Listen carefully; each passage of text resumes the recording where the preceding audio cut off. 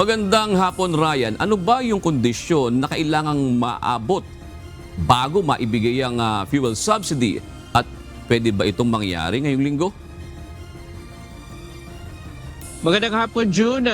Doon kasi sa ilalim ng General Appropriations Act, yung subsidy na inalaan ng pamahalaan para sa mga jeepney drivers at operators sakaling tumaas nga yung mga presyo ng petrolyo, kailangan munang maabot yung tinatawag na trigger price na $80 per barrel o higit pa bago ma-release ito o yung pondo na ito at maipamahagi sa ating mga kababayan. At posible naman na ngayong linggo o kaya sa susunod na linggo ay maipamigay na ito dahil nga patuloy ang pagtaas ng presyong petrolyo sa world market, June.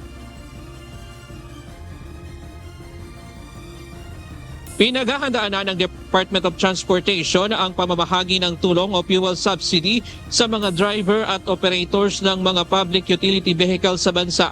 Ayon kay Land Transportation Franchising and Regulatory Board Chairman Teofilo Guadis III, kasama nila sa pulong kaninang umaga ang DICT at DILG para ayusin ang pamamahagi ng ayuda. Ngunit nilinaw ng opisyal na mangyayari lamang ito kapag umabot na sa $80 per barrel ang presyo ng krudo sa world market. Ibig sabihin, hindi pa ito maibibigay kahit may nakaambang malaking aumento sa presyo ng produktong petrolyo bukas. As of now ho, umaabot na po tayo ng almost $75 to $76 per barrel po. And alam naman natin that by within this week or next week, tataas naman ho ito. Kaya kami ho ay naghanda na. Because we anticipate that anytime this late part of this week or early part of next week, papalo na po. Sabi ng LTFRB, ito na ang pondo na idinaan ng pamahalaan sa General Appropriations Act para hindi na magtaas pamasahe kapag umaabot sa $80 per barrel ang krudo. Iba po ito. Tuwing ang krudo po ng langis ay pumapatak ng $80 per barrel po, meron pong subsidy na nilalabas ang gobyerno. But this is only once a year lang po. Kasi ang pondo lang nito is 2.5 billion. So pag naubos ho ito, wala na po. Ang LTFRB ang mamamahagi ng ayuda sa mga pampasaherong jeep, bus, UB Express, taxi at Transport Network Vehicle Service o TNVS. Habang ang DILG naman para sa mga tricycle driver at ang DICT para sa mga food delivery vehicles. Pero hindi kasama sa mabibigyan ng ayuda ang mga jeep na hindi nagpa-consolidate ng kanilang prangkisa. Pag hindi ka consolidated naman ngayon, technically, hindi ka na rin kasi mapaparehistory. So, technically, colorum ka. So, you will not be a beneficiary po na ibibigay ng pamahalaan. But we're only talking of public utility jeeps.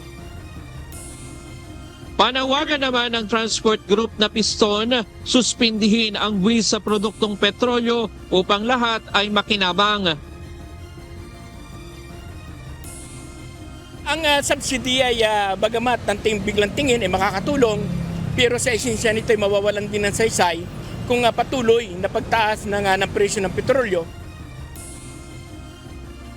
Dahil mamamahagi ng ayuda ang pamahalaan, wala munang taas sa pamasahe na inaprubahan ng LTFRB dahil may iba pa namang programa ang pamahalaan na makakatulong sa PUB drivers at operators.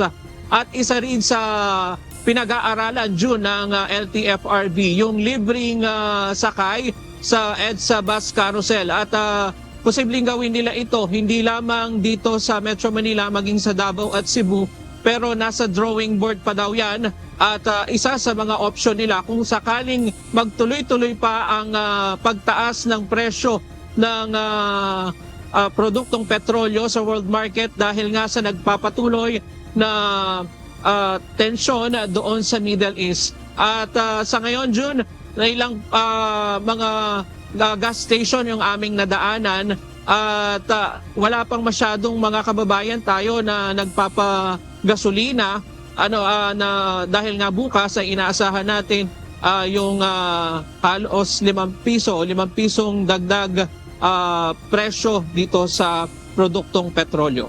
Diyan muna ang latest mula dito sa Quezon City. Balik sa iyo, June. Alright, maraming salamat Ryan Lacanlale.